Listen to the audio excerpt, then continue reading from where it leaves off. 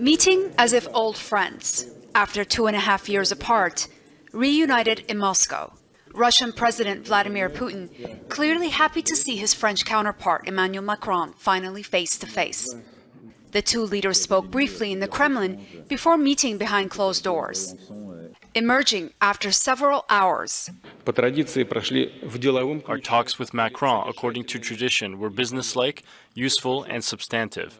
We have good understanding that Macron visited Russia to speak about global and European security questions, for which supporting our countries as permanent members of the United Nations Security Council is specially responsible. The French president firmly positioning himself as the peacemaker in the middle of this crisis.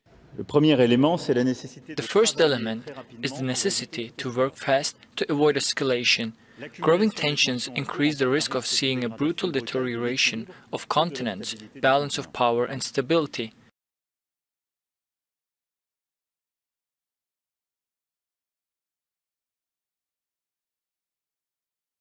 Israel has already come under fire for allowing the export of Pegasus to states with poor human rights records. But now these revelations seem to say that it's being used on Israelis themselves. But now Israelis are learning that something that was just an international export as far as they were concerned has been turned and used against them. And we have it's a story that has been leaked by one newspaper in a masterclass in how to do it, because they've been dripping information, and at every stage the police come out and deny what the newspaper has alleged. And then slowly there's a bit more information, and now it seems that what we know is that this, which was meant to be used, the police assured Israelis, only against criminals, has been used against citizens, activists, groups of disabled people organising protests.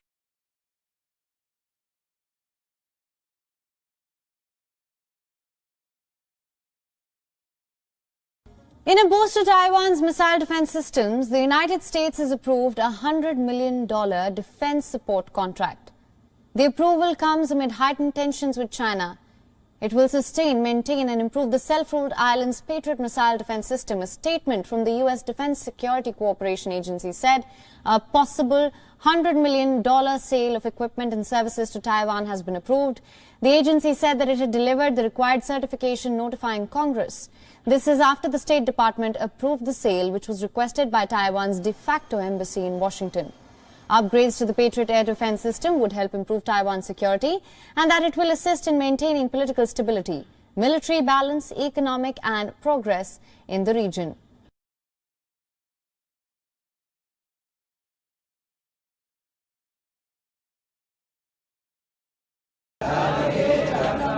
The final journey for 5-year-old Rayan al-Ram, whose plight touched a nation and reverberated around the Arab world. Hundreds of mourners came to the village of Igran in Morocco's rural northern province of Chefchaouen to pay tribute.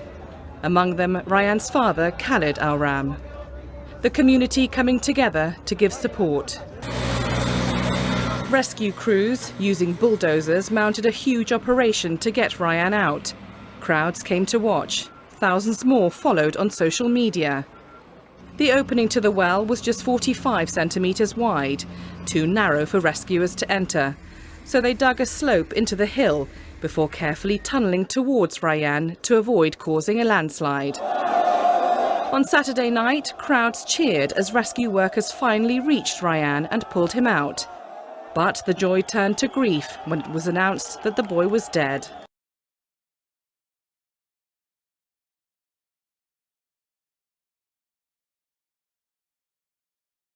Police in Canada's capital, Ottawa, are cracking down on fuel and funding for the widespread protests against vaccine mandates that have swept the country.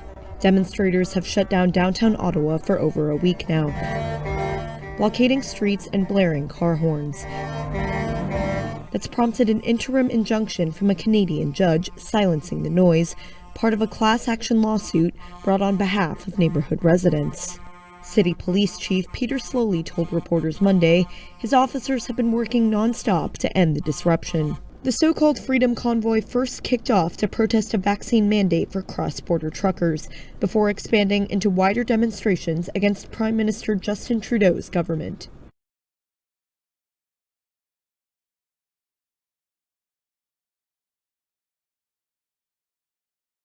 15 people will appear in court this morning accused of COVID-19 corruption in the South African Police Service. 2 are current police officers and 6 are former members of the force. The others are people connected to suppliers.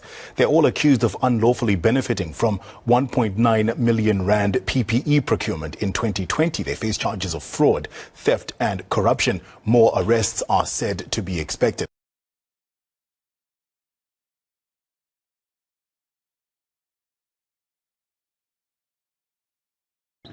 Violence returned to Guinea-Bissau on Monday as gunmen attacked a private radio station in the capital, critical of the government.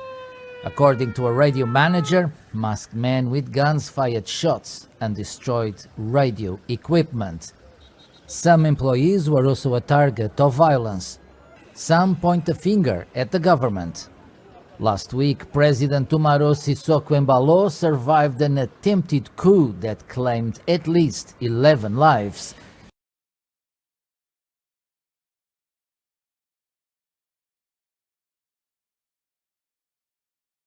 Conservation groups have called for rerouting of one of the world's busiest shipping routes to protect endangered blue whale colony.